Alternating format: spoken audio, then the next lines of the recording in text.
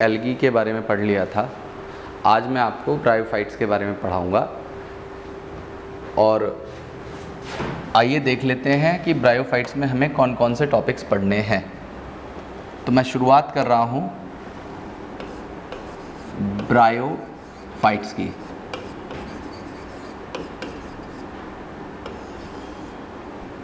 बेटा हम लोग ब्रायोफाइट्स को एम्फीबियन ऑफ प्लांट किंगडम के नाम से भी जानते हैं। इन्हें हम एम्फीबियंस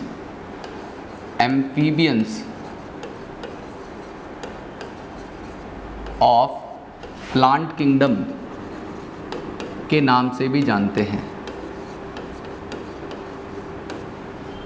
बेटा इन्हें एम्फीबियन प्लांट किंगडम का इसलिए कहा जाता है क्योंकि ये बेसिकली रहते तो टेरेस्ट्रियल कंडीशन पे हैं, लेकिन ये वाटर के ऊपर डिपेंडेंट होते हैं अपने रिप्रोडक्शन के लिए। तो मैं यहाँ पे लिख दे रहा हूँ कि they basically live on terrestrial condition but dependent on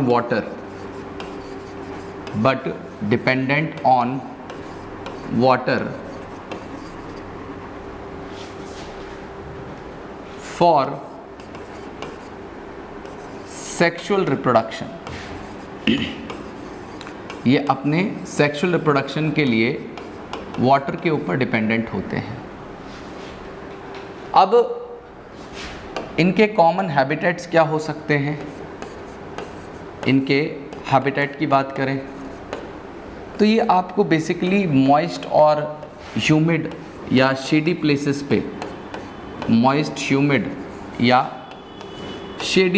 पे ग्रो करते हुए मिल जाएंगे बेटा। अब आगे की बात करें तो इनकी जो मेन प्लांट बॉडी होती है, वो बेटा गैमेटोफाइट होती है। देखिए दो टर्म हैं, एक है गैमेटोफाइट और दूसरा टर्म है स्पोरोफाइट। गैमेटोफाइट वो होते हैं जो बेसिकली हैप्लॉइड होते हैं और वो माइटोसिस करके हैप्लॉइड गैमेट्स को बना सकते हो। उन्हें हम लोग बेटा गैमेटोफाइट कहते हैं, जो हैप्लॉइड होते हैं, एन होते हैं। एन का मतलब हैप्लॉइड। इनके पास में हर एक क्रोमोसोम की सिंगल कॉपी होती है, इसलिए मैं इन्हें हैप्लॉइड कह दे रहा हूँ। बेटा अगर मैं इनके स्ट्रक्चर की बात करता हूँ तो इनका स्ट्रक्चर थैलॉइड होता है, पर इनके पास एडवांस थैलस होता है। मतलब their thalloid structure is a little bit advancer than algae. Algae के पास भी थैलॉइड स्ट्रक्चर है या थैलस स्ट्रक्चर है, लेकिन एल्गी से थोड़े से ज़्यादा डिफरेंशिएटेड हो सकते हैं। तो मैं यहाँ पे लिख दे रहा हूँ कि their structure is more differentiated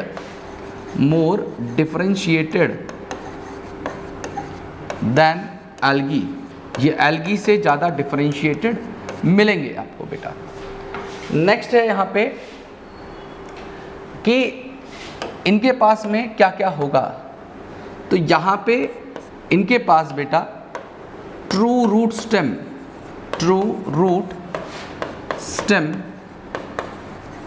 and leaf absent होती है, पर इनके पास क्या प्रेजेंट हो सकता है? तो बेटा इनके पास में प्रेजेंट होगा रूट लाइक शूट लाइक या स्टेम लाइक कह सकते हो, एंड लीफ लाइक स्ट्रक्चर।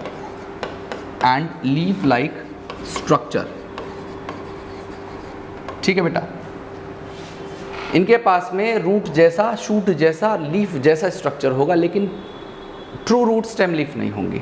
ये मैं यहाँ पे कहना चाह रहा हूँ। मतलब अगर मैं इनकी शेप या स्ट्रक्चर की बात करूँ, तो ध्यान से समझिएगा मेरी बात आप। यहाँ पे दो फॉर्म हमें पढ़नी है बेटा। सबसे पहली फॉर्म हमें पढ़ने हैं लिवरवर्ट के बारे में, लिवरवर्ट के बारे में। और लिवरवर्ट जो होते हैं उसमें भी मार्केंशिया को पढ़ना है, उसमें भी मार्केंशिया के बारे में पढ़ना है। और दूसरी फॉर्म जो हमें पढ़नी है ब्रायोफाइट में वो है बेटा मोजेस। मोजेस में 3 एग्जाम्पल्स होते हैं, अभी मैं थोड़ी देर बता दूंगा। फ्यूनेरिया, पॉलीट्राइकम और स्फेगनम, ये 3 एग्जाम्पल्स हैं जो मोजेस के अंदर हमें पढ़ने होते हैं। तो यहाँ पे क्या होगा, जो लिवरवर्ट होते हैं, मार्केंशिया होते हैं, इनका स्ट्रक्चर आपको कैसा मिलेगा? तो बेटा इनका स्ट्रक्चर आपको प्रोस्टेट फॉर्म में मिलता है। प्रोस्टेट हॉरिजॉन्टल ग्रोथ होती है इनकी, प्रोस्टेट हॉरिजॉन्टल ग्रोथ करते हैं ये। मतलब इनका जो थैलॉइड स्ट्रक्चर होता है, इनका जो थैलॉइड सा स्ट्रक्चर होता है वो इस तरीके से ज़मीन से बिल्कुल ऐसे हॉरिजॉन्टल ग्रोथ करता है, ज़मीन से चिपका हुआ होता है, सबस्ट्रेटम से क्लोजली अप्रेस्ड ग्रोथ करेगा। यहाँ पे लिखा हुआ है कि they basically grow closely appressed to the substratum. Substratum मतलब जिसके ऊपर ये ग्रो कर रहे हैं, तो उससे ये क्लोजली अप्रेस्ड होते हैं, चिपके हुए होते हैं और ऐसे हॉरिजॉन्टल ग्रोथ करते हैं। ठीक है, कभी भी इनकी इरेक्ट ग्रोथ नहीं होगी, इनकी इरेक्ट ग्रोथ नहीं होती। ठीक है, और अगर होती भी है, जैसे मोजेस में इरेक्ट ग्रोथ मिलेगी, तो ये बेटा ज़्यादा हाइट अटेन नहीं कर सकते क्योंकि इनके पास में सपोर्ट देने के लिए वस्कुलर टिश्यूज़ नहीं होते, इनके पास में जाइलम फ्लोएम नहीं है, they are not vascular plants. इनके पास रूट शूट जैसे स्ट्रक्चर हैं पर ये अच्छी हाइट अटेन नहीं कर सकते। ठीक है, इनके पास सपोर्ट नहीं है, आप ये समझिए इस बात को। तो यहाँ पे ये जो मैंने आपके सामने बनाया है, ये लिवरवर्ट का स्ट्रक्चर बनाया है। और इसके अंदर आपको क्या देखने के लिए मिलेगा कि इस तरीके से कुछ रूट लाइक स्ट्रक्चर, जिन्हें मैं राइजॉइड कह रहा हूँ, ये राइजॉइड बेसिकली क्या है? ये बेटा रूट लाइक स्ट्रक्चर है, रूट लाइक स्ट्रक्चर है। और इन्होंने ग्रोथ कैसी की है? तो हॉरिजॉन्टल ग्रोथ की है, इस तरीके से ग्रोथ की है। आप इसे ऐसे भी कह सकते हैं कि they are basically grown closely appressed to substratum. ये सबस्ट्रेटम से क्लोजली अप्रेस्ड होते हैं। दूसरे हैं हमारे मोजेस। बेटा मोजेस कैसे काम करते हैं? तो मेरी बात समझिएगा, इनकी जो ग्रोथ होती है ये इरेक्ट थैलॉइड स्ट्रक्चर होते हैं, इरेक्ट थैलॉइड स्ट्रक्चर होते हैं। मतलब इनकी थोड़ी वर्टिकल ग्रोथ हो सकती है, मतलब इनमें आपको थोड़े से हल्की सी एडवांस शेप में ये प्लांट्स मिल सकते हैं। यहाँ पे आपको 2 स्टेम या 2 रो में स्टेम मिल सकती हैं, जिनके ऊपर आपको स्पाइरली कॉइल्ड लीफ मिल जाएंगी, जिनके ऊपर आपको स्पाइरली कॉइल्ड लीफ मिलती हैं बेटा। ठीक है, ये स्पाइरली कॉइल्ड लीव्स हैं जिन्हें मैं लगा दे रहा हूँ, तो यहाँ पे ये जो राइजॉइड या रूट लाइक स्ट्रक्चर है, ये वाला, ये तो यूनिसेलुलर होता है, सिंगल सेल का। ये डिफरेंस है बेटा इनके राइजॉइड्स में। और इसका जो राइजॉइड है यहाँ पे, ये जो राइजॉइड है, रूट लाइक स्ट्रक्चर है, ये बेसिकली रूट जैसा ही काम करते हैं, वाटर एंड मिनरल एब्जॉर्प्शन करने का काम करते हैं। तो ये मल्टी सेलुलर होता है, ये मल्टी सेलुलर स्ट्रक्चर होता है बेटा, ये मल्टी सेलुलर स्ट्रक्चर होता है। और इसमें ये जो स्ट्रक्चर मैंने दिखाया है, ये स्टेम लाइक स्ट्रक्चर है, ये स्टेम लाइक स्ट्रक्चर है। और ये इसकी स्पाइरली कॉइल्ड लीव्स हैं बेटा, स्पाइरली कॉइल्ड लीव्स हैं बेटा। ठीक है, स्पाइरली कॉइल्ड लीव्स हैं। तो ये इन दोनों के स्ट्रक्चर में बेसिक डिफरेंस होता है। अब बात कर लेते हैं कि इनका जो रिप्रोडक्शन है वो किस तरीके से करते हैं। अच्छा, मैं अभी जनरल फीचर की बात कर रहा हूँ, मैं ब्रायोफाइट में मैंने कैटेगराइजेशन नहीं की है, ना मैंने शुरुआत की है कि मैं आपको लिवरवर्ट बता रहा हूँ या मोजेस बता रहा हूँ। मैं अभी बेसिक फीचर बता रहा हूँ आपको। तो यहाँ पे रिप्रोडक्शन हम लोग देख लेते हैं, इनका रिप्रोडक्शन हम लोग देख लेते हैं, ये रिप्रोडक्शन किस तरीके से करते हैं बेटा। नेक्स्ट फीचर जो यहाँ पे मैं या जो नेक्स्ट कैरेक्टरिस्टिक फीचर जो मैं बात करने वाला हूँ वो है इनका रिप्रोडक्शन।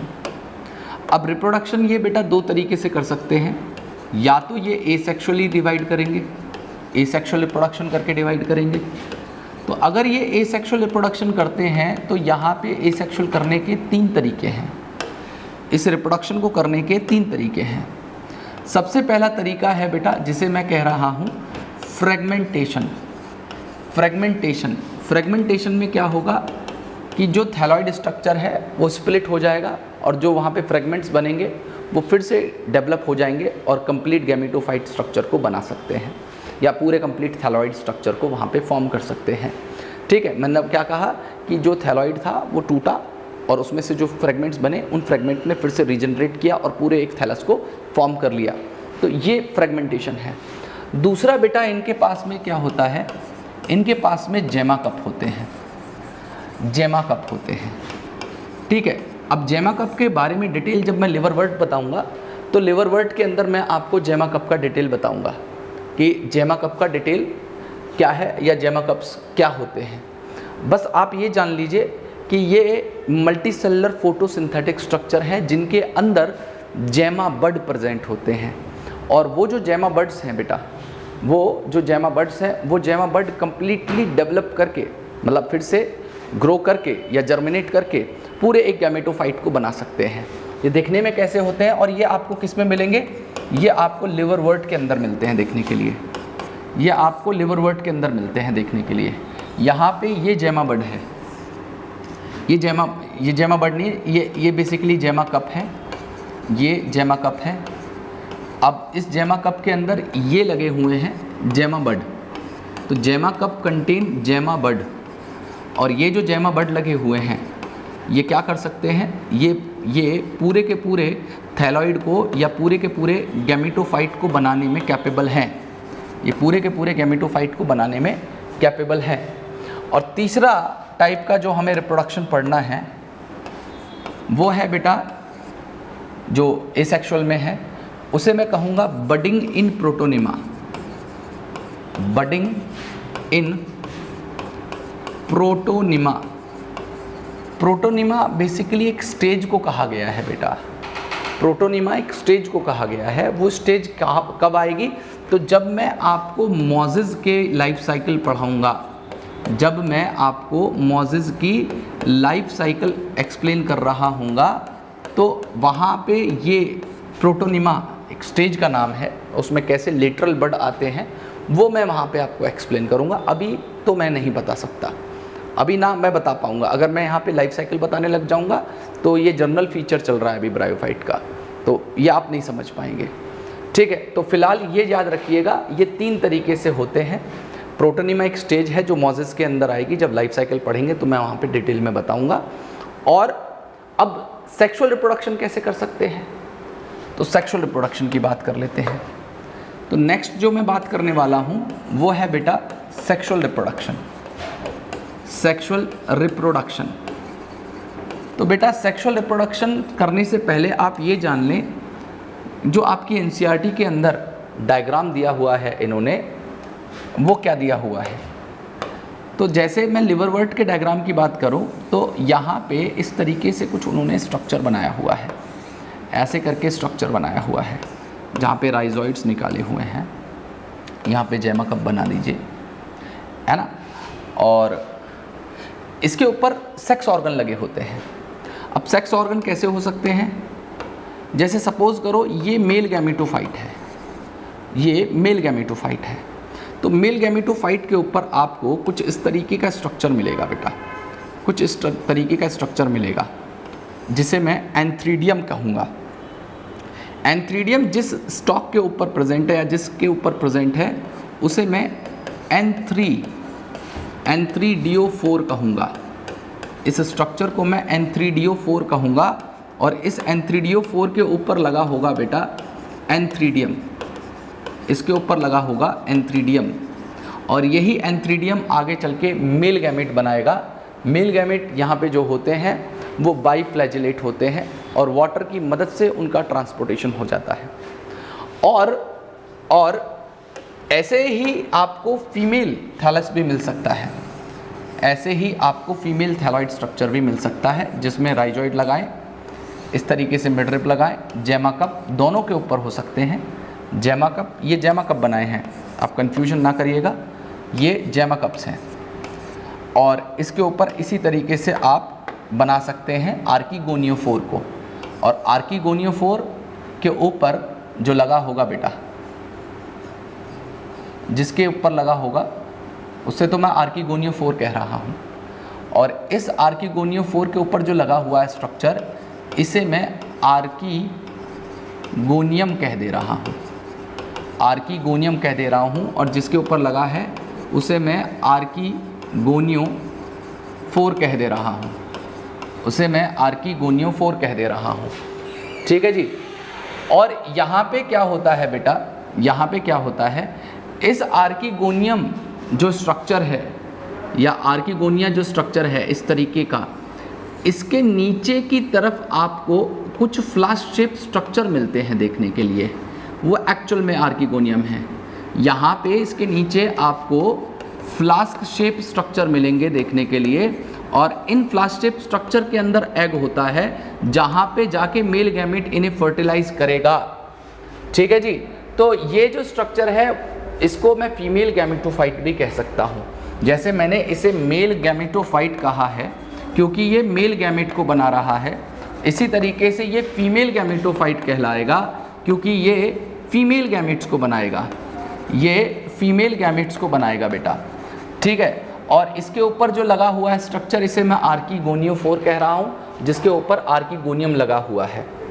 अब ज़रूरी नहीं है कि भैया यहाँ पे हमेशा ये थैलॉइड स्ट्रक्चर जो हैं ये हमेशा एक अलग अलग मिले आपको। मतलब जैसे यहाँ पे तो आपने देखा कि भाई मेल गैमेटोफाइट अलग है, फीमेल गैमेटोफाइट अलग है, तो ऐसे स्ट्रक्चर्स को तो मैं ये कह सकता हूँ कि भाई ये वाली जो कंडीशन है, ये वाली जो कंडीशन है, ये हमारी डायोशियस कंडीशन है, डायोशियस कंडीशन है या यूनिसेक्सुअल कंडीशन है, या यूनिसेक्सुअल कंडीशन है। अब हमेशा ही ऐसा नहीं हो सकता, यहाँ पे ऐसे भी थैलस होंगे, यहाँ पे ऐसे भी थैलस होंगे जिसमें आपको एक ही स्ट्रक्चर के ऊपर, जहाँ पे आपको एक ही स्ट्रक्चर के ऊपर, ठीक है, मेल और फीमेल दोनों भी मिल सकते हैं। आपको एक ही स्ट्रक्चर के ऊपर अगर मैं बात करूं तो मेल और फीमेल दोनों ही स्ट्रक्चर देखने के लिए मिल सकते हैं। तो यहाँ पे मैं एंथ्रीडियम को बना दे रहा हूँ, ठीक है, और यहाँ पे मैं आर्कीगोनियम को बना दे रहा हूँ। ठीक है। तो एक थैलस के ऊपर आपको आर्कीगोनियम एंथ्रीडियम दोनों भी मिल सकते हैं। ठीक है जी, एंथ्रीडियम आर्कीगोनियम दोनों मिल सकते हैं।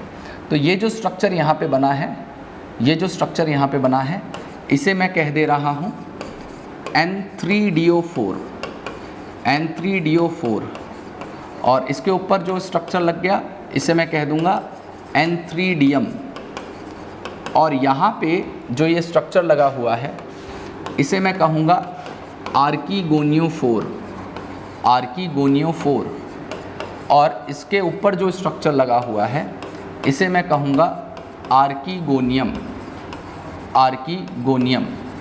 ठीक है। तो ऐसा थैलॉइड जिसमें आपको दोनों ही सेक्स ऑर्गन देखने के लिए मिलते हों, तो इसे मैं बाइसेक्सुअल या मोनोशियस कंडीशन कह सकता हूँ। ठीक है, मोनोशियस कंडीशन कह सकता हूँ, या मैं इसे बाइसेक्सुअल कंडीशन कह सकता हूँ।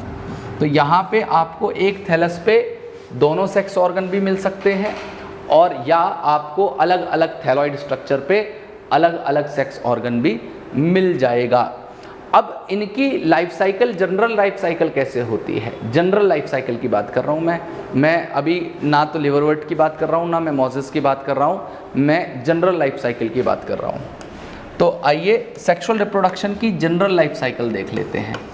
यहाँ पे मैं जनरल लाइफ साइकिल की बात कर रहा हूँ, और वो किसकी भी, ब्रायोफाइट की बेटा। और ब्रायोफाइट की किस चीज़ के, sexual life cycle, sexual reproduction किस तरीके से करेगा उसकी लाइफ साइकिल मैं आपको बताऊंगा। ठीक है। तो अब सपोज आपके पास में यहाँ पे एक थैलस ये था, ठीक है जी, और दूसरा थैलस ये था फॉर एग्जांपल,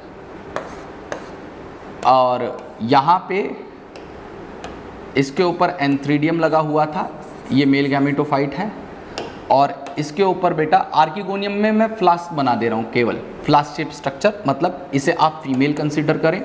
जिसके ऊपर भी मैं फ्लास्क लगाऊंगा, जो मैं फ्लास्क शेप स्ट्रक्चर बना रहा हूँ ये आर्किगोनियम के लिए बना रहा हूँ बेटा, ठीक है, और इसे आप मेल कंसीडर करें। तो मेल क्या करता है, मेल बनाता है बेसिकली बेटा बाईफ्लैजिलेटेड मेल गैमेट्स को, मतलब इनके जो मेल गैमेट्स होते हैं, इन मेल गैमेट में 2 फ्लैजिला लगे होंगे, इनमें आपको 2 फ्लैजिला लगे हुए मिल सकते हैं, और ये पानी की मदद से जाएंगे इस आर्किगोनियम में, जहाँ पे बेटा एग मिलेगा जिसका फर्टिलाइजेशन होना है, ठीक है, जिसका फर्टिलाइजेशन होना है। तो ये जो मेल गैमेटोफाइट है, मैंने बताया इनकी जो स्टेज होती है डोमिनेंट, वो तो हैप्लॉइड है, हैप्लॉइड ही होते हैं, गैमेटोफाइट है। तो ये गैमेट बनाएंगे, गैमेट बना दिए, इसने 2 फ्लैजिला वाला मेल गैमेट बनाया, जो पानी की मदद से ट्रांसपोर्ट होके गया आर्किगोनियम के अंदर, और आर्किगोनियम में जाके इस एग को फर्टिलाइज किया। तो आगे की जो कहानी है वो यहीं पे फीमेल गैमेटोफाइट के साथ में कंटिन्यू करूँगा, क्योंकि मेल गैमेटोफाइट का काम था गैमेट को देना, मेल गैमेट को देना, वो इसने दे दिए हैं।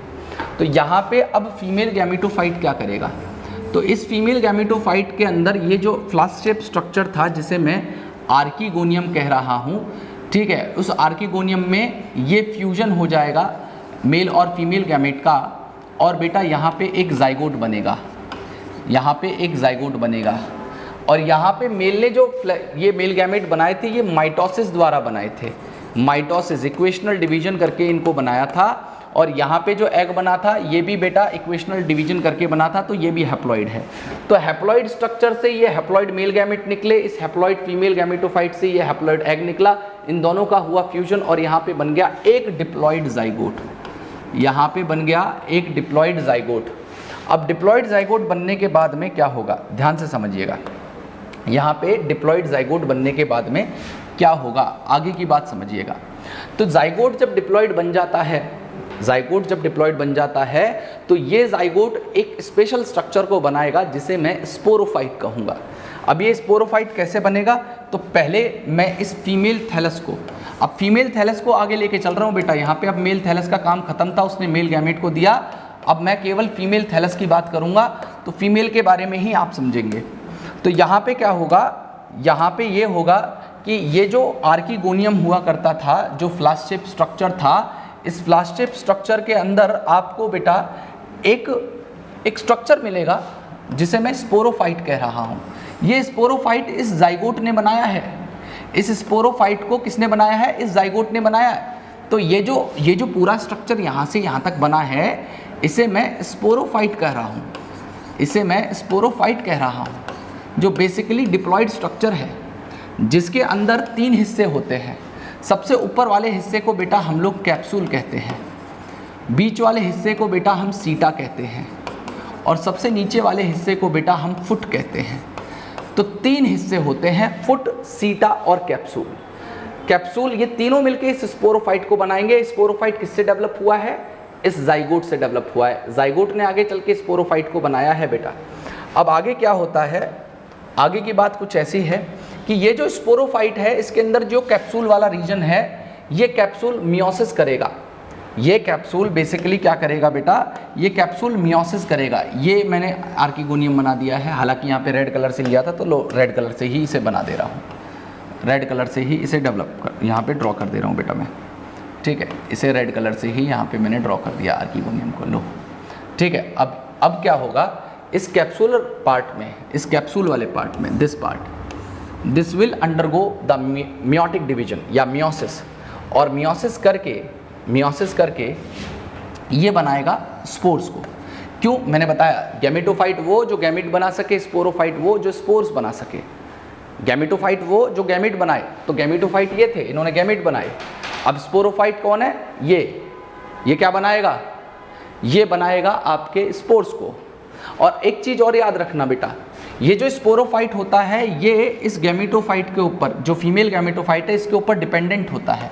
तो मैं यहाँ पे लिख दे रहा हूँ कि ये जो स्पोरोफाइट है, ये बेटा डिपेंडेंट है या पैरासिटिक होता है, पैरासिटिक होता है ऑन गैमीटोफाइट, ये गैमीटोफाइट के ऊपर डिपेंडेंट होता है और ये structure basically non green structure है बेटा।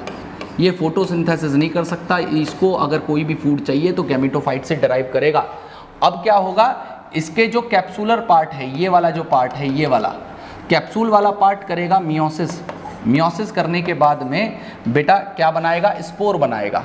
तो यहाँ पे आप ऐसे देखिएगा, इस बात को ऐसे समझिएगा कि ये थैलस है, ये फिर से मैं बना रहा हूँ आर्किगोनियम को, ठीक है, ये मैं फिर से बना रहा हूँ स्पोरोफाइट वाले स्ट्रक्चर को, ठीक है, स्पोरोफाइट वाले स्ट्रक्चर को।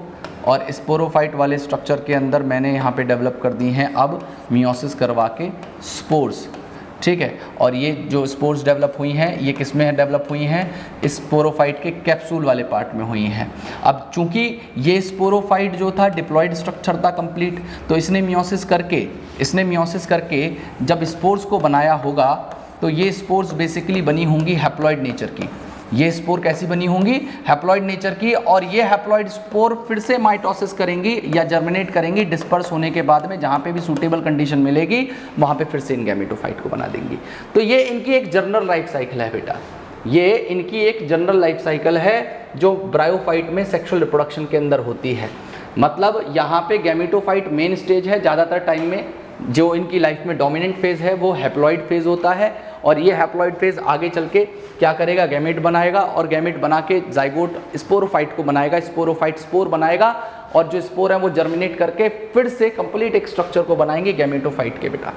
तो ये आपका जनरल लाइफ साइकिल थी ब्रायोफाइट। स्टार्ट कर रहा हूँ क्लासिफिकेशन ऑफ ब्रायोफाइट।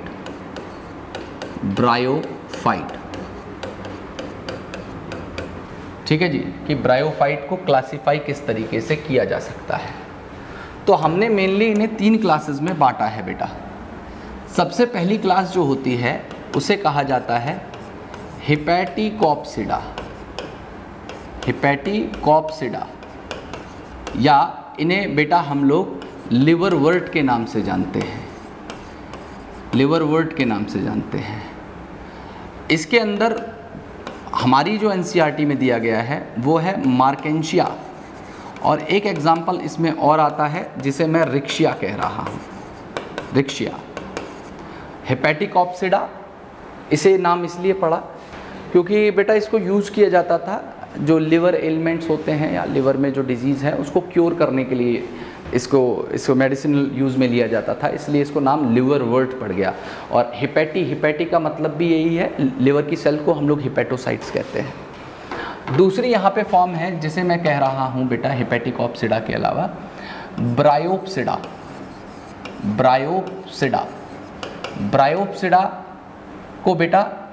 ब्रायोप्सिडा को हम लोग मॉजिस कहते हैं। इसमें 3 एग्जाम्पल्स हमें पढ़ने हैं। सबसे पहला है बेटा फ्यूनेरिया, दूसरा एग्जाम्पल है पॉलीट्राइकम, और तीसरा एग्जाम्पल है स्फेगनम को बेटा हम पीट मॉस के नाम से भी जानते हैं, पीट मॉस भी कहते हैं। एक क्लास और होती है बेटा जिसे मैं कह रहा हूँ एंथोसेरोप्सिडा।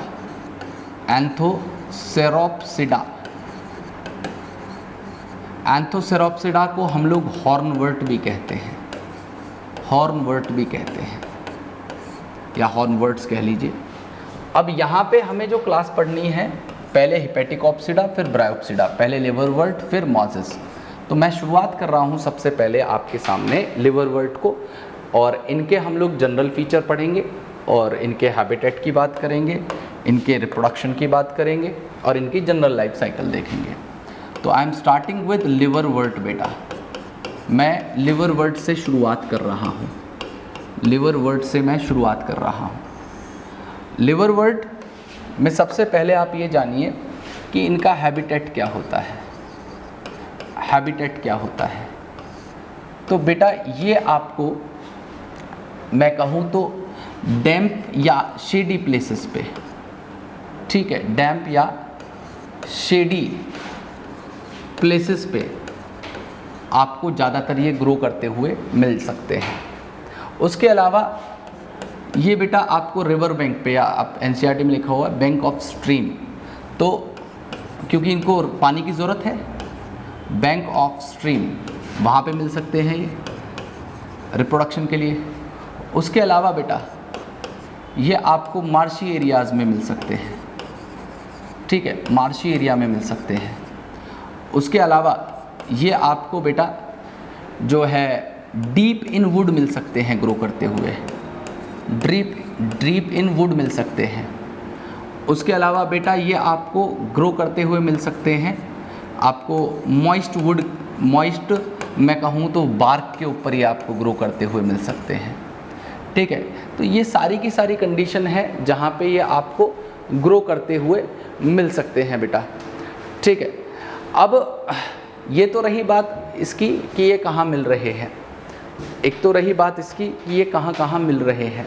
मैंने बताया डैम्प और शेडी प्लेसेस पे ज़्यादातर मिलते हैं, बैंक ऑफ स्ट्रीम पे मिलते हैं, मार्शी एरियाज़ में मिलेंगे, डीप इन वुड या बार्क ऑफ ट्री आप कह सकते हो, मॉइस्ट बार्क, या मैं कहूँ बार्क ऑफ ट्री में ये आपको ग्रो करते हुए जनरली पाए जा सकते हैं या मिल सकते हैं। अब दूसरी बात है कि बेटा इनका स्ट्रक्चर कैसा होगा। तो मैंने भी थोड़ी देर पहले बताया कि इनका जो स्ट्रक्चर होता है प्रोस्टेट स्ट्रक्चर होता है, मतलब ये बेसिकली आपको हॉरिजॉन्टल ग्रोथ करते हुए मिलेंगे, हॉरिजॉन्टल ग्रोथ करते हुए मिलेंगे। और ये आपको किस तरीके की हॉरिजॉन्टल ग्रोथ करते हुए मिलेंगे बेटा, ये आपको इस तरीके से ऐसे ग्रो करते हुए मिलेंगे, इस एक्सेस पे ये आपको ग्रो करते हुए मिलेंगे बेटा, ठीक है। तो इसे हम लोग कह सकते हैं कि दे ग्रो क्लोजली एप्रेस्ड, हालांकि इस टर्म को मैं पहले भी यूज़ कर चुका हूँ, क्लोजली एप्रेस्ड टू सबस्ट्रेटम, ये सबस्ट्रेटम से क्लोजली एप्रेस्ड ग्रो करते हैं बेटा। अब हम लोग आगे की बात करते हैं कि इनका रिप्रोडक्शन किस तरीके से हो सकता है, इनका रिप्रोडक्शन किस तरीके से हो सकता है। और एक चीज़ और याद रखिएगा कि इनके पास में जो राइजॉइड होंगे, जो इनके राइजॉइड होते हैं वो बेसिकली कैसे होते हैं, एक सेल के बने होते हैं, यूनिसेलुलर होते हैं, ये चीज़ आप ध्यान रखिएगा बेटा। अब इनके रिप्रोडक्शन की बात करें हम, तो बेटा इनके रिप्रोडक्शन में आपको सबसे पहली चीज़ जो याद रखनी होगी, इनके रिप्रोडक्शन में जो सबसे पहली चीज़ याद रखनी होगी कि यहाँ पे ये किस किस तरीके से रिप्रोड्यूस करेंगे। तो सबसे पहला रिप्रोडक्शन करने का तरीका है एसेक्सुअल रिप्रोडक्शन बेटा, एसेक्सुअल रिप्रोडक्शन कर सकते हैं। और एसेक्सुअल रिप्रोडक्शन में ये दो काम करते हैं। सबसे पहला फ्रेगमेंटेशन, पुराना जो थैलॉइड स्ट्रक्चर है वो फ्रेगमेंट डाउन होगा, और फ्रेगमेंट डाउन होने के बाद जो फ्रेगमेंट्स बनेंगे वो फ्रेगमेंट फिर से कंप्लीट गैमेटोफाइट को बना सकते हैं। और दूसरा यहाँ पे जो तरीका है एसेक्सुअल रिप्रोडक्शन का वो है बेटा जेमा कप। जेमा कप के बारे में मैंने आपको बताया था कि जेमा कप बेसिकली क्या है, एक मल्टी सेलुलर स्ट्रक्चर है जो फोटोसिंथेटिक है, मल्टी सेलुलर स्ट्रक्चर है जो कि फोटोसिंथेटिक होता है, खुद से ये फोटोसिंथेसिस कर सकता है, ये प्लांट के ऊपर डिपेंडेंट नहीं होता। और ये जेमा कप बेसिकली कंटेन करके चलता है जेमा बड को, और जो एक जेमा बड है, जेमा बड, एक सिंगल जेमा बड कैपेबल होता है पूरे के पूरे गैमेटोफाइट को बनाने में, ठीक है। ये कैपेबल है कि पूरे के पूरे गैमेटोफाइट को या एक पूरे के पूरे थैलॉइड स्ट्रक्चर को ये डेवलप कर सकता है, कंप्लीट थैलॉइड स्ट्रक्चर को। मतलब जैसे ये एक जेमा कप है, तो इस जेमा कप में यहाँ पे जो अंदर लगे हुए हैं इन्हें मैं जेमा बड कह रहा हूँ। तो ये जो एक बड है, एक जेमा बड है, ये एक जेमा बड क्या कर सकता है बेटा, ये पूरे के पूरे एक इस तरीके के थैलॉइड स्ट्रक्चर को, पूरे थैलस को ये बना सकता है। जो इसका गैमेटोफाइट, जो इसकी मेन प्लांट बॉडी है, उसको ये बड जर्मिनेट करके बना सकता है। अब मैं बात करूं किसकी, सेक्सुअल रिप्रोडक्शन की। तो सेक्सुअल रिप्रोडक्शन बिल्कुल सिमिलर है किससे, जो मैंने आपको बताई थी sexual life cycle, general feature जब मैं बता रहा था, जनरल लाइफ साइकिल बता रहा था, सेम टू सेम वही लाइफ साइकिल है, आपको उसमें कोई बदलाव नहीं करना है। मतलब दूसरा यहाँ पे मैं जो बात कर रहा हूँ वो है सेक्सुअल रिप्रोडक्शन बेटा, वो है सेक्सुअल रिप्रोडक्शन। तो सेक्सुअल रिप्रोडक्शन करने के लिए ये क्या करते हैं बेटा, सेक्सुअल रिप्रोडक्शन कैसे करेंगे? तो यहाँ पे मैं 2 थैलस को फिर से बना दे रहा हूँ, फिर से दूसरा एक और थैलस बना लिया मैंने बेटा। इसके ऊपर मैं एंथ्रीडियम लगा दे रहा हूँ, इसके ऊपर मैं आर्किगोनियम को लगा दे रहा हूँ, यहाँ से मैं 2 फ्लैजिला वाले मेल गैमेट्स को बना दे रहा हूँ। ये बेसिकली मेल गैमेट हैं, मेल गैमेट हैं। अब ये मेल गैमेट गए हैं यहाँ पे, किसके थ्रू गए हैं? पानी के द्वारा गए पहुँचे यहाँ पे। ये मेल गैमेटोफाइट था, ये फीमेल गैमेटोफाइट है, ये हैप्लॉइड है, ये भी एक हैप्लॉइड है। तो यहाँ से ये मेल गैमेट पहुँचे हैं और फर्टिलाइज करने के बाद में ये क्या बनाएंगे? ये एक जाइगोट को बनाएंगे। एक जाइगोट कहाँ पे बनेगा? फीमेल थैलस में, जहाँ पे फर्टिलाइजेशन हुआ है। तो यहाँ पे ये जाइगोट बन गया। अब ये जाइगोट कैसा बनेगा? तो ये डिप्लॉयड नेचर का होगा। क्यों? क्योंकि इस मेल ने भी माइटोसिस के थ्रू मेल गैमेट्स को बनाया है बेटा, इसने भी माइटोसिस करके मेल गैमेट को बनाया है, और फीमेल ने भी माइटोसिस करके फीमेल गैमेट को बनाया है, जो यहाँ पे अंदर प्रेजेंट है, ये लोकेटेड है ये, ठीक है। और जब ये दोनों फ्यूज़ हुए तो डिप्लॉयड जाइगोट बन गया। अब ये जाइगोट आगे क्या चलेगा करेगा? तो यहाँ पे इस जाइगोट के ऊपर आपको ये जाइगोट स्पोरोफाइट बनाता हुआ नज़र आएगा, ये जाइगोट आपको स्पोरोफाइट बनाता हुआ नज़र आएगा। अब ये जो स्पोरोफाइट है, मैंने आपको बताया कि एक नॉन ग्रीन फोटोसिंथेटिक स्ट्रक्चर नहीं होता, ठीक है। ये एक नॉन ग्रीन तो है, मतलब ग्रीन नहीं है, फोटोसिंथेटिक भी नहीं है। ये डिपेंडेंट है किसके ऊपर? गैमेटोफाइट के ऊपर। यहाँ पे जो नीचे की तरफ थैलॉइड स्ट्रक्चर है, जो इसका गैमेटोफाइट है, ये फ्री लिविंग है, फोटोसिंथेटिक है। मतलब ये स्पोरोफाइट इसके ऊपर डिपेंड है अपने लिवलीहुड के लिए, आप ये समझ सकते हो। तो यहाँ पे ये रहा इसका स्पोरोफाइट, ये रहा इसका स्पोरोफाइट। ये स्पोरोफाइट एक डिप्लॉयड स्ट्रक्चर है, जिसके बारे में मैं लिख दे रहा हूँ कि बेटा ये एक नॉन ग्रीन स्ट्रक्चर है, ये एक नॉन ग्रीन स्ट्रक्चर है, ये एक नॉन फोटोसिंथेटिक या आप कह सकते हैं पैरासिटिक स्ट्रक्चर है, या डिपेंडेंट है किसके ऊपर? गैमेटोफाइट के ऊपर। किसके ऊपर? गैमेटोफाइट के ऊपर ये डिपेंडेंट है बेटा, ठीक है, गैमेटोफाइट के ऊपर डिपेंडेंट है। और यहाँ पे ये जो गैमेटोफाइट है, जो फीमेल की बॉडी है, ये पूरा स्ट्रक्चर गैमेटोफाइट का, ये गैमेटोफाइट क्या है बेटा? फ्री लिविंग है और ग्रीन है और फोटोसिंथेटिक है। क्या है ये गैमेटोफाइट? ये ग्रीन है, फोटोसिंथेटिक है, ठीक है, ग्रीन है, फोटोसिंथेटिक है। मैं यहाँ पे लिख दे रहा हूँ कि ये ग्रीन है, फोटोसिंथेटिक है, फोटोसिंथेटिक है और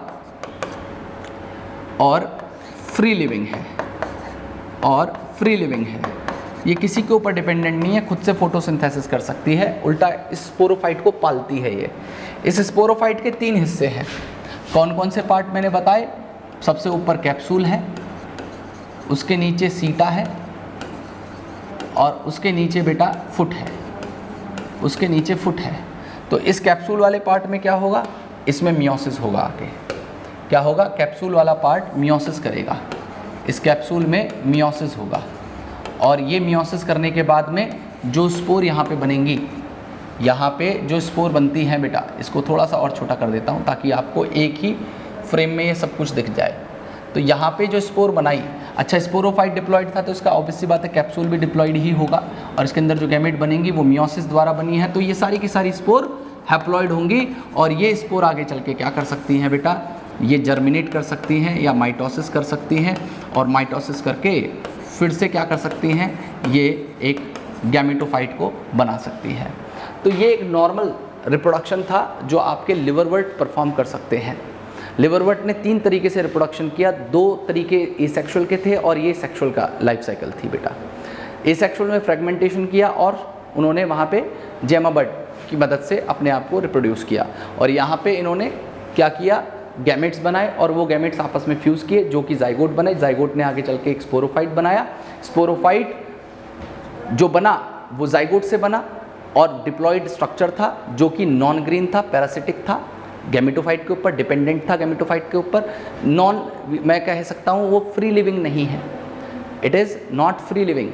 क्यों? गैमेटोफाइट यहाँ पे फ्री लिविंग है, जो फोटोसिंथेसिस कर सकता है, ग्रीन है, ठीक है। तो स्पोरोफाइट उसके ऊपर डेवलप हुआ और उसके 3 हिस्से थे, कैप्सूल, सीटा और फुट, या फुट सीटा कैप्सूल कह सकते हैं। उस कैप्सूल वाले पार्ट ने मियोसिस किया और स्पोर्स को बनाया, स्पोर्स ने फिर माइटोसिस करके गैमेटोफाइट को बना दिया। बहुत सिंपल सी लाइफ साइकिल है, बिल्कुल भी इसको याद करने में कुछ, ठीक है। मोजेस की फीचर्स क्या हो सकते हैं जनरल, और उनकी लाइफ साइकिल कैसे होती है, और वो लिवरवर्ट से किस तरीके से अलग है, तो ये बात कर लेते हैं बेटा। तो यहाँ पे मैं शुरू कर रहा हूँ मोजेस को।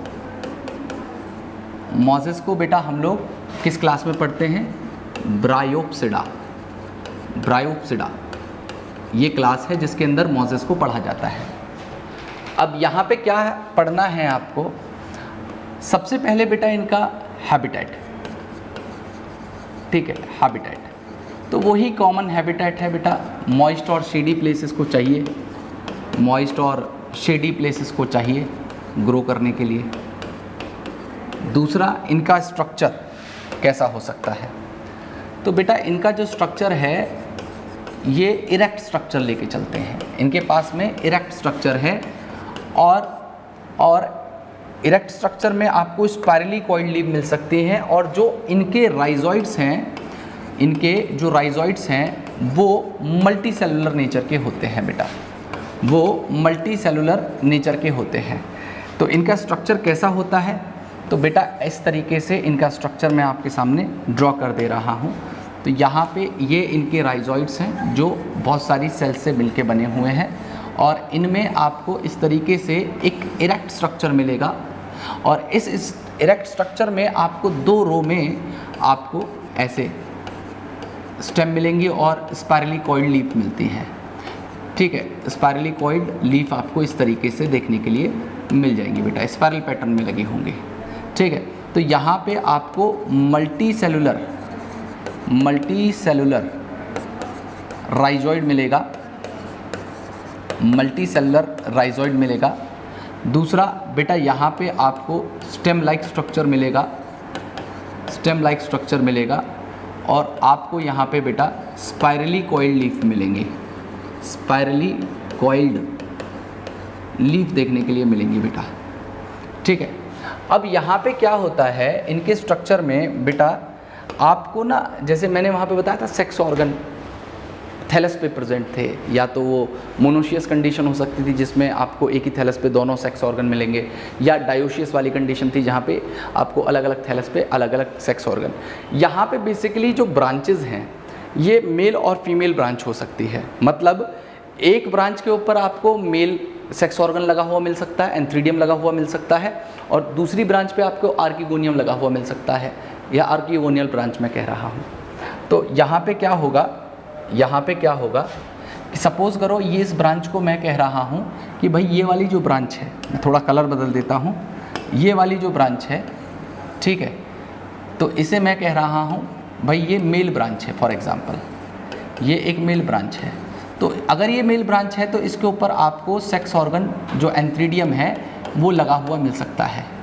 और अगर मैं ये कह रहा हूँ कि भैया ये एक फीमेल ब्रांच है तो आपको फीमेल ब्रांच के ऊपर आर्किगोनियम देखने के लिए मिलेगा, ठीक है। तो यहाँ पे मेल और फीमेल ब्रांच हो सकती हैं, मतलब एक ब्रांच के ऊपर आपको मेल सेक्स ऑर्गन लगा हुआ मिल सकता है और दूसरी ब्रांच पे आपको बेटा फीमेल सेक्स ऑर्गन देखने के लिए मिल सकता है। अब ये तो इनके कॉमन एक स्ट्रक्चर की बात रही, ठीक है। यहाँ पे ये तो इनके कॉमन फीचर या स्ट्रक्चर की बात रही कि ये इनका स्ट्रक्चर किस तरीके से हो सकता है। अब हम लोग बात करते हैं बेटा कि इनकी लाइफ साइकिल जो हमारे लिवरवर्ट हैं उनसे किस तरीके से अलग है। पहला डिफरेंस तो आपको समझ में आ गया है कि इनका स्ट्रक्चर एक इरेक्ट स्ट्रक्चर है, इनकी ग्रोथ इस पैटर्न में हो रही है या इस तरीके से ऊपर की तरफ बेटा ये ग्रो कर रहे हैं, ऐसे ऊपर की तरफ, लेकिन ज़्यादा हाइट अटेन नहीं कर सकते, बहुत छोटी हाइट तक ही ये अपनी ग्रोथ कर पाते हैं। लेकिन हाँ, थोड़ा बहुत इरेक्ट स्ट्रक्चर इनका है कंपैरेटिवली लिवरवर्ट्स के। ठीक है जी। तो अब क्या होता है, अगर मैं इनके रिप्रोडक्शन की बात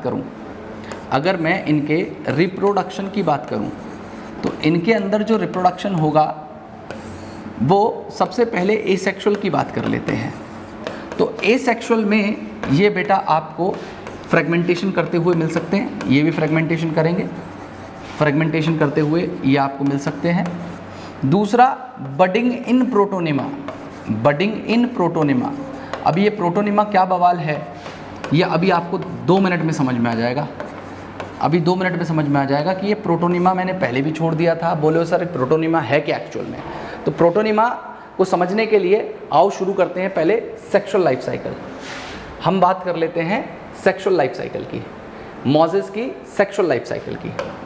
तो यहाँ पे मैं सेक्सुअल लाइफ साइकिल की बात कर रहा हूँ बेटा, अब सेक्सुअल लाइफ साइकिल में आपको क्या जानना है, सबसे पहले तो हम ये देख लेते हैं। तो मैं यहाँ पे शुरुआत कर रहा हूँ किससे भैया, एक आपके सामने ऐसे करके मैंने एक मॉस को बना दिया, ऐसे करके मॉस को बना दिया। अब इसके ऊपर मैंने लीव्स भी लगा दी। लीजिए, ये मैंने ऐसे करके स्पाइरलिकॉइड लीव्स लगा दी हैं। और यहाँ पे अब मैं एक काम कर रहा हूँ, मेल और फीमेल ब्रांच को बांट दे रहा हूँ। यहाँ पे एक ब्रांच को मैं मेल ब्रांच कह रहा हूँ और ये वाली ब्रांच को मैं फीमेल ब्रांच कह रहा हूँ। मेल ब्रांच है तो मैं उसके ऊपर एंथ्रीडियम लगा होगा, ये मेल ब्रांच है तो इसके ऊपर में मेल सेक्स ऑर्गन लगा होगा। ठीक है, इसके ऊपर में आपको एंथ्रीडियम देखने के लिए मिलेगा। ये रहा एंथ्रीडियम बेटा, ये रहा एंथ्रीडियम। और यहाँ पे फीमेल ब्रांच के ऊपर आपको आर्किगोनियम लगा सकते हो। तो मैं इसे कह रहा हूँ कि भाई ये एक फीमेल ब्रांच है बेटा, ये एक फीमेल ब्रांच है। और इस फीमेल ब्रांच पे आपको मिलेगा क्या बेटा, आर्किगोनियम। ठीक है जी। अब यहाँ पे क्या होगा भैया, जैसे पहले हो रहा था, मेल जो सेक्स ऑर्गन है वो मेल गैमेट को बनाएगा। अब मेल गैमेट को बनाया और उसको यहाँ पे ट्रांसफ़र कर दिया। क्या बनाया, मेल गैमेट्स को बनाया। और मेल गैमेट कैसे होंगे, 2 फ्लैजिला वाले होंगे, उनके पास में 2 flagella, by flagellated male gametes यहाँ पे बनेंगे। तो मैं यहाँ पे लिख दे रहा हूँ कि ये बाई फ्लैजिलेटेड मेल गैमेट है, ये बाई फ्लैजिलेटेड मेल गैमेट है। और ये पानी की तरफ मदद से थ्रू वाटर ये गए और आर्किगोनियम में जाके इन्होंने फर्टिलाइजेशन किया। और फर्टिलाइजेशन करने के बाद में क्या होता है, ये बनाएंगे बेटा जाइगोट। ये क्या करेंगे, ये जाइगोट बनाते हैं। अब ये जाइगोट कैसे बनेगा, तो आइए उसे भी देख लेते हैं। ठीक है, ये इनके मैंने राइजोइड्स को फिर से बना दिया। ये मैंने मेल ब्रांच बना दी है जिस पे एंथ्रीडियम को लगा दिया। और हालांकि अब एंथ्रीडियम का रोल ख़त्म हो चुका है, अब तो बचा है किसका, आर्किगोनियम के अंदर फर्टिलाइजेशन होने के बाद में, आर्किगोनियम में फर्टिलाइजेशन होने के बाद में यहाँ पे मौजूद होगा एक जाइगोट, यहाँ पे मौजूद होगा एक जाइगोट जो डिप्लॉयड नेचर का होगा। आप इसके ऊपर ऐसे करके स्पाइरलिकॉइड लीव्स भी साथ में लगा दीजिएगा, थोड़ा अच्छा लगेगा देखने में डायग्राम। ठीक है, इस तरीके से आप लगा दीजिएगा। ठीक है, अब ये जाइगोट क्या करेगा, ये जाइगोट भी स्पोरोफाइट बनाएगा जिस तरीके से लिवरवर्ट में बन रहे थे। तो अगला जो स्टेप होगा बेटा, अगला स्टेप जो होगा, यहाँ पे आपको क्या देखने के लिए मिलेगा, यहाँ पे आपको फिर से आपको स्पोरोफाइट देखने के लिए मिलेगा। आपको इस जाइगोट से फिर से क्या मिलेगा, स्पोरोफाइट देखने के लिए मिलेगा। ठीक है जी, स्पोरोफाइट देखने के लिए मिलेगा। तो ये एक ब्रांच बना दी, फीमेल ब्रांच। अब ये बना दिया मैंने आर्किगोनियम, और इस आर्किगोनियम के अंदर ये जाइगोट प्रेजेंट था ही। इस जाइगोट से मैं बनवा दे रहा हूँ किसको बेटा, स्पोरोफाइट को बना दे रहा हूँ। तो यहाँ पे ये बन गया एक स्पोरोफाइट। ये किससे डेवलप हुआ है, ये आर्किगोनियम से हुआ है। और आप यहाँ पे लीव्स बनाना चाहते हैं तो लीव्स बना दीजिएगा साथ साथ में बेटा, इस तरीके से आप लीव्स को बना दीजिएगा। ठीक है, इस पैटर्न में आप लीव्स को ड्रॉ कर दीजिएगा। अब यहाँ पे ये क्या बन गया, ये बन गया आपका एक स्पोरोफाइट। अब स्पोरोफाइट का काम था क्या करना, स्पोर्स बनाना। और इसमें भी तीनों ही वही सारे हिस्से हैं। यहाँ पे भी आपको फुट सीटा कैप्सूल मिलेगा, आपको यहाँ पे भी फुट सीटा और कैप्सूल मिलेगा बेटा। तो ये जो ऊपर वाला स्ट्रक्चर यहाँ पे बना रहा हूँ, ये कैप्सूल है। ये नीचे बीच वाला जो हिस्सा है ये सीटा है, और सबसे नीचे वाला जो हिस्सा है ये फुट है, ठीक है, ये फुट है। तो यहाँ पे स्पोरोफाइट क्या करेगा, इसके जो कैप्सूल वाला पार्ट है उसमें मियोसिस होगा, और मियोसिस करने के बाद में यहाँ पे स्पोर बन जाएंगी, ठीक है। तो ये कैप्सूल वाला पार्ट क्या करेगा, इस कैप्सूल वाले पार्ट से बेटा मियोसिस होते हुए दिखाइएगा आप, ठीक है। मियोसिस होते हुए दिखाते हुए आप क्या करेंगे, ये एक स्पोर बनाएंगे जो हैप्लॉइड नेचर की होंगी। अब यहाँ पे जो हैप्लॉइड नेचर की स्पोर बनी है, यहाँ पे जो हैप्लॉइड नेचर की स्पोर बनी है जो मियोसिस द्वारा बनी है बाय द कैप्सुलर पार्ट, अब ये स्पोर बेसिकली क्या करेंगे, ध्यान से सुनिएगा मेरी बात, ये स्पोर बेसिकली क्या करेंगी, जैसे अगर आपने लिवरवर्ट की बात करें तो ये स्पोर गैमेटोफाइट को बना रही थी, लेकिन ये स्पोर यहाँ पे गैमेटोफाइट नहीं बनाएंगी, थोड़ी सी 1-2 स्टेजेस और एक्स्ट्रा आ जाएंगी। कैसे आएंगी, सबसे पहले ये स्पोर एक ग्रीन कलर का क्रीपिंग सा स्ट्रक्चर बना देता है, एक ग्रीन कलर का क्रीपिंग सा स्ट्रक्चर जो फोटोसिंथेटिक होगा, जो फोटोसिंथेटिक होगा, और इसे कहा गया है कि ये बेसिकली फिलामेंटस स्ट्रक्चर है। तो आपकी एनसीईआरटी बोलती है इस स्ट्रक्चर को आपकी एनसीईआरटी बोलती है कि ये एक ग्रीन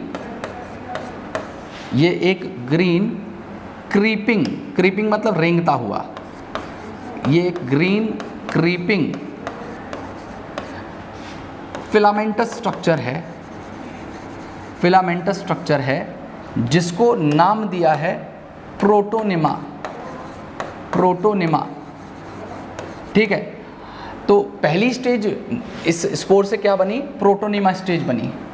अब ये जो प्रोटोनिमा स्टेज है बेटा, इस प्रोटोनिमा स्टेज के ऊपर आपको क्या मिलते हैं, लेटरल बड मिलते हैं, इस तरीके से इनके ऊपर बड लगे होते हैं, ठीक है। इन प्रोटोनिमा स्टेज में आपको लेटरल बड लगे हुए मिलेंगे, और ये जो लेटरल बड हैं ये जर्मिनेट करते हैं आगे, ये लेटरल बड जर्मिनेट करते हैं और एक स्टेज को लाते हैं जिसे मैं लीफी स्टेज कहूँगा। मतलब यहाँ पे ये जो लेटरल बड थे, इन लेटरल बड ने क्या किया, इस तरीके से ऐसे जर्मिनेट करके ऐसे एक स्ट्रक्चर को बना लिया बेटा। ये जर्मिनेट करके इन्होंने इस तरीके से अपराइट सिलेंडर स्ट्रक्चर, आपकी एनसीईआरटी कहती है ये कहाँ से बना है, ये बने हैं इन लेटरल बड से। ये लेटरल बड ने जर्मिनेट करके इस तरीके से एक अपराइट सिलेंडर स्ट्रक्चर बना लिया, इसने ऐसे करके डेवलप किया, और इस स्टेज को सेकेंडरी प्रोटोनिमा या लीफी स्टेज कहा है।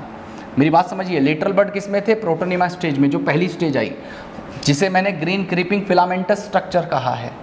लेकिन ये जो स्ट्रक्चर है यहाँ पे, ये जो स्ट्रक्चर है, ठीक है। अच्छा, इसके लिए एक टर्म और यूज़ कर सकते हो, ग्रीन क्रीपिंग फिलामेंटस, और ब्रांच्ड स्ट्रक्चर भी है आपकी एनसीईआरटी में, इसके लिए ब्रांच टर्म भी यूज़ किया गया है।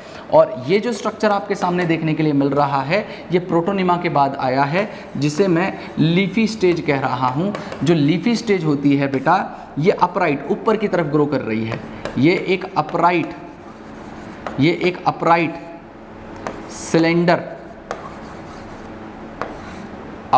सिलेंडर स्ट्रक्चर है जिसके ऊपर आपको स्पाइरली कॉइल्ड लीफ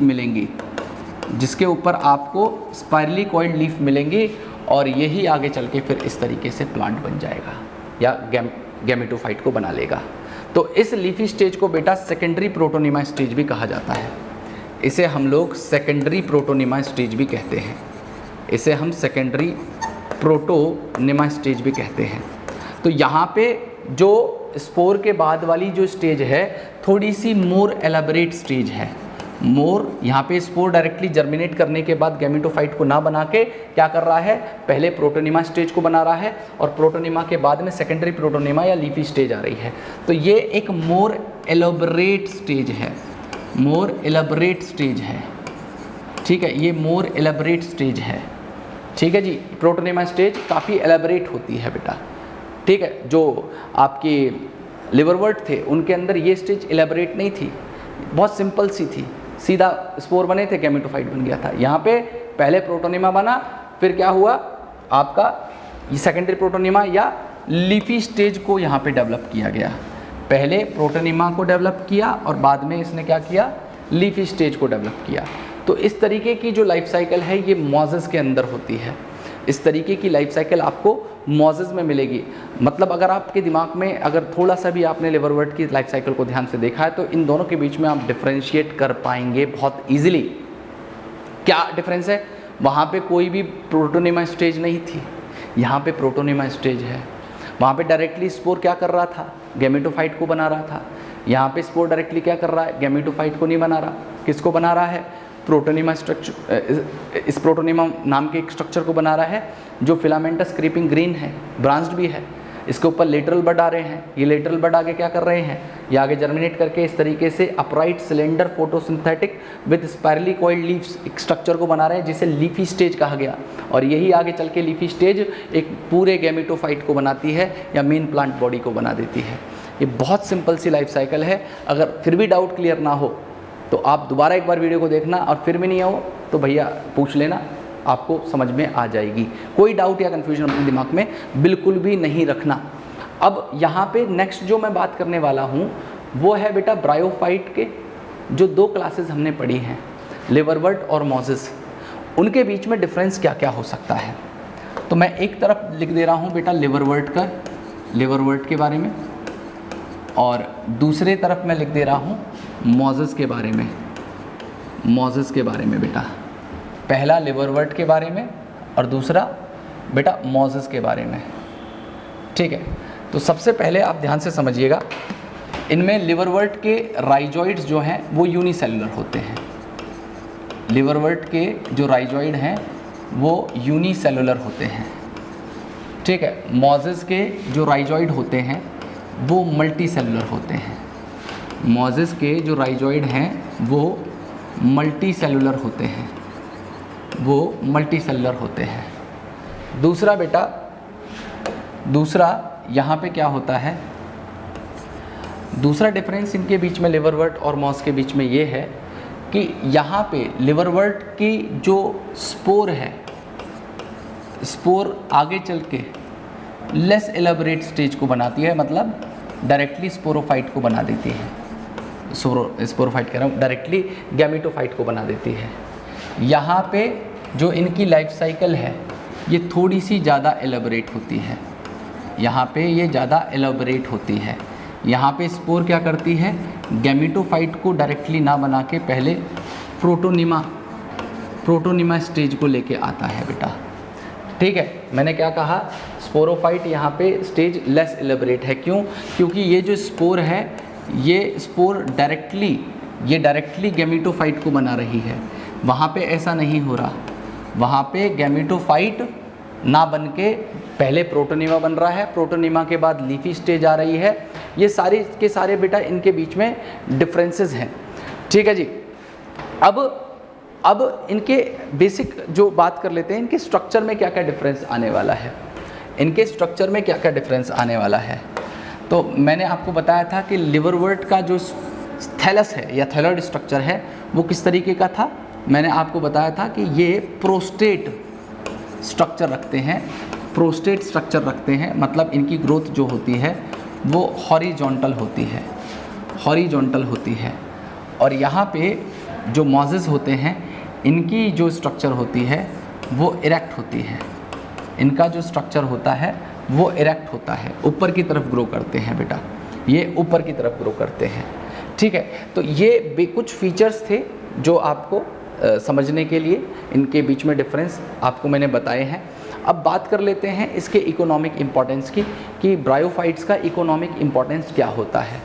तो I am starting with economic importance of bryophyte बेटा। मैं यहाँ पे बात कर लेता हूँ इकोनॉमिक इम्पोर्टेंस की, कि ब्रायोफाइट का इकोनॉमिक इम्पोर्टेंस क्या होता है। ठीक है, तो सबसे पहली चीज़ आपको जो याद रखनी है ब्रायोफाइट की बारे में वो ये है कि बेटा इनका बहुत कम इकोनॉमिक इम्पोर्टेंस है, ज़्यादा इकोलॉजिकल इम्पोर्टेंस है। तो मैं यहाँ पे लिख दे रहा हूँ, they have little economic importance but more ecological. ठीक है, मोर इकोलॉजिकल इम्पोर्टेंस। इकोलॉजिकल इम्पोर्टेंस इनकी ज़्यादा है इकोनॉमिक इम्पोर्टेंस से। कैसे? सबसे पहले तो आप ये जानें कि बेटा ये क्या करते हैं, ये मैट फॉर्म कर लेते हैं सॉइल के ऊपर, जिसकी वजह से सॉइल इरोजन को ये प्रिवेंट करते हैं, जिसकी वजह से ये प्रिवेंट करते हैं सॉइल इरोजन को, ये प्रिवेंट करते हैं बेटा सॉइल इरोजन को। ठीक है। दूसरा, लाइकन्स के साथ मिलके ये इकोलॉजिकल सक्सेशन में बहुत इम्पॉर्टेंट रोल प्ले करते हैं। तो इकोलॉजिकल सक्सेशन जब भी होगा उसमें पहले तो लाइकन आते हैं जिन्हें हम लोग पायनियर्स कहते हैं, और उनको लाइकन को रिप्लेस सेकंड नंबर पे कौन कर लेते हैं, ब्रायोफाइट कर लेते हैं। और ये ब्रायोफाइट वहाँ पे उस जगह को थोड़ा सा और हैबिटेबल बनाते हैं, दूसरी जो आने वाली स्पीशीज़ हैं, जो हर्ब्स और श्रब्स आएंगे उनके लिए उस जगह को सूटेबल बना देते हैं। तीसरा बेटा, तीसरा इनका इकोनॉमिक या इनका इम्पोर्टेंस क्या है? पहला तो मैंने बता दिया कि भाई सॉइल इरोजन को प्रिवेंट करते हैं। दूसरा बेटा इकोलॉजिकल सक्सेशन में इनका रोल है। दूसरा बेटा, इनमें से जो स्फेगनम है उसे हम पीट मॉस कहते हैं, पीट मॉस कहते हैं। किसको? स्फेगनम को। ये जो स्फेगनम है ये बेसिकली क्या हुआ है, जो मिलियन ईयर पहले कभी दब गई होगी वो फॉसिलाइज हो चुकी है, कार्बोनाइज्ड हो चुकी है और कोल की फॉर्म में प्रेजेंट है। और उस कोल को हम लोग किसके तौर पे यूज़ कर सकते हैं बेटा? फ्यूल सोर्स के तौर पे यूज़ कर सकते हैं। ठीक है, उसे हम किसके तौर पे यूज़ कर सकते हैं? फ्यूल के तौर पे बेटा हम उसे यूज़ कर सकते हैं। उसके अलावा बेटा चौथे नंबर पे यहाँ पे जो इकोनॉमिक इम्पोर्टेंस आपको पढ़ना है वो ये है कि इनमें जो है वाटर होल्डिंग कैपेसिटी बहुत ज़्यादा अच्छी होती है। जो मॉजेस होते हैं इनकी वाटर होल्डिंग कैपेसिटी अच्छी होती है। ठीक है, तो they have water holding capacity.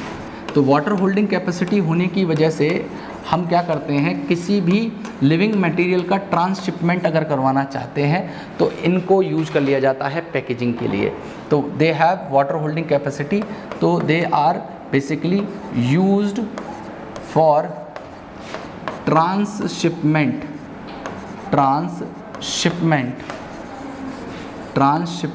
Of living material. किसी लिविंग मटेरियल को अगर किसी दूसरी जगह भेजना है तो हम उसको इसके मॉजेस के जो पत्ते होते हैं उनमें पैक करके ट्रांसशिपमेंट करवा सकते हैं। उसके अलावा बहुत सारे ब्रायोफाइट ऐसे हैं जो कि फूड हैं, बहुत सारे बर्ड्स के और एनिमल्स के। बहुत सारे ब्रायोफाइट ऐसे हैं जो बेटा बेसिकली फूड है किसका? कुछ बर्ड्स का और बेटा हर्बेशियस एनिमल्स का ये फूड भी है। तो मैंने यहाँ पे आपको बताए कितने, सबसे पहला फीचर बताया कि बेटा ये मैट फॉर्म कर सकते हैं। दूसरा मैंने बताया आपको कि ये आपके क्या कर पाएंगे, इकोलॉजिकल सक्सेशन में रोल प्ले करते हैं। इनमें से जो पीट मॉस है जिसे स्फेगनम कह रहा हूँ उसे फ्यूल के तौर पे यूज़ कर सकते हैं। और जो मॉसेस हैं उनके पास वाटर होल्डिंग कैपेसिटी अच्छी खासी होती है, तो उन्हें हम लोग ट्रांसशिपमेंट के किसी लिविंग मटेरियल के लिए यूज़ कर सकते हैं। और ब्रायोफाइट को कुछ बर्ड्स और हर्बेशियस एनिमल्स फूड के तौर पे खाते हैं बेटा। ठीक है, ये इनका इकोनॉमिक इम्पोर्टेंस है।